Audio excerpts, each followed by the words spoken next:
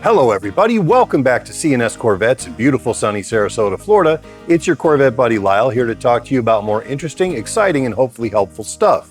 Today, we're going to talk about how the C8 ensured that the Corvette will continue for many, many years to come, but did it do it at the cost of the Corvette hobby as we know it?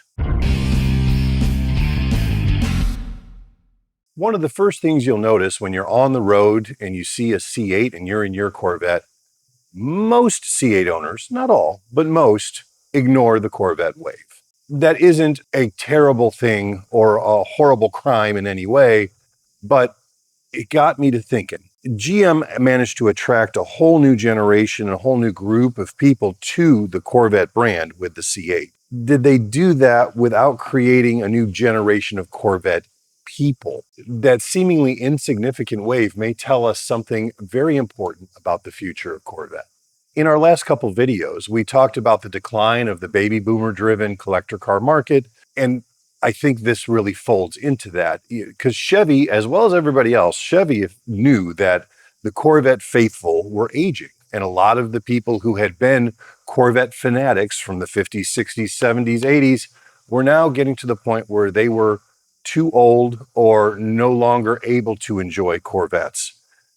So they had to do something. Another improved front engine rear drive Corvette would have certainly satisfied the Corvette faithful, people who were already in the fold, but would it have created new owners? Chevrolet admittedly had a big problem to solve.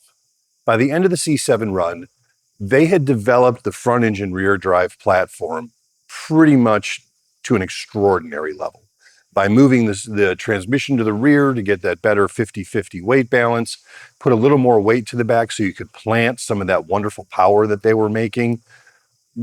But they didn't need a faster car for the next generation. They needed to change the way the world perceived the Corvette. When developing the C8, GM wanted a car that would be discussed alongside Ferrari, Lamborghini, McLaren, Porsche, not just compared to previous Corvettes. Obviously, the mid-engine design was far more exotic than anything that had come before in the entire history of Corvette. It did two things at once. It raised Corvette's performance ceiling, and it gave people who never considered owning a Corvette a reason to walk into a Chevrolet showroom. This is where I'm going to make kind of an oddball, maybe controversial opinion, but it's my opinion, and I'm allowed to have that. I would never claim that the Corvette racing program single-handedly caused Chevrolet to move the engine to the back, but Corvette Racing had spent 2 decades discovering how far the traditional architecture could be pushed. The racing engineers continually had to manage heat concentrated toward the front of the car, cooling requirements, aerodynamic compromises made by that really long hood, all the packaging that had to happen around the engine, front suspension, and driver, weight distribution and traction, which of course go together, and of course competition against cars designed around mid-engine proportions. That racing experience taught the engineers where they were running out of room to improve the platform. The most revealing fact is that the C8 road car and the C8R race car were developed simultaneously.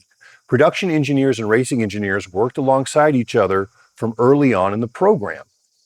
And interestingly enough, according to IMSA, the C8R shares a greater percentage of components with the production Corvette than any previous Corvette race car. And that says something about how those two different aspects of Corvette really work together to bring us the C8 that we have today.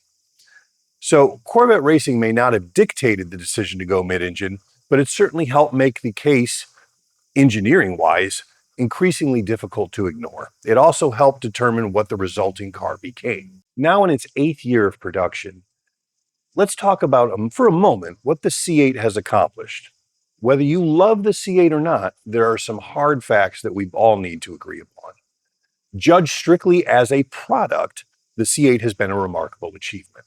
It delivered mid-engine performance at a price far below most comparable exotic cars.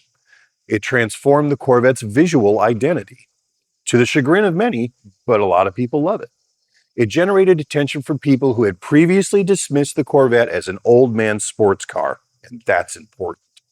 The C8 Z06 added that high-revving flat-plane crank V8 that had a personality unlike anything that Corvette had ever made, and honestly, different than just about any other American engine. ever made. The ZR1 and subsequent high-performance derivatives pushed Corvette into territory that would once have seemed impossible for a Chevrolet production car. It changed Corvette's competitive category completely. And all of these changes, even though some of the Corvette faithful may not like them, were probably necessary for the car's commercial success moving forward. But commercial success and cultural continuity are not the same thing. As much as we gained with the C8, we have to take a minute and pause and talk about what we lost. One of the things we lost was the manual transmission. I know for a lot of people that doesn't matter, but for a lot of people it really does. We may get it back in the future thanks to the Tremec unit that's being built, but there's been no word from Chevy that it's going to happen anytime soon. One of the other big things we lost was the visual continuity connecting it to earlier Corvettes. You can still kind of sort of see the Corvette in there, but it is very, very different than just about anything else that you could point to in Corvette's history, other than maybe the Corvette Indy concept cars and some of the other vintage and concept cars they did. People tend to mistake the C8 for a European exotic. That resemblance helped attract new buyers, but it may have also weakened the immediate connection between the new car and the community built around the older ones. And that all brings us back to the Wave. The Wave was about shared knowledge and membership in a fraternity, often a result of a years-long dream coming to fruition. Traditional owners joined the Corvette world happily and instantly once they got their first Corvette.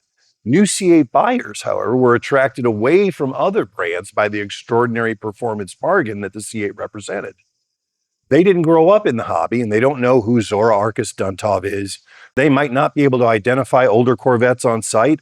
They have little interest in the clubs or the standards or traditions of the previous generations. Thing is, though, none of this makes them bad Corvette owners. They just happen to enter the hobby through a different doorway than the rest of us. I think it's important, too, not to romanticize the past over much.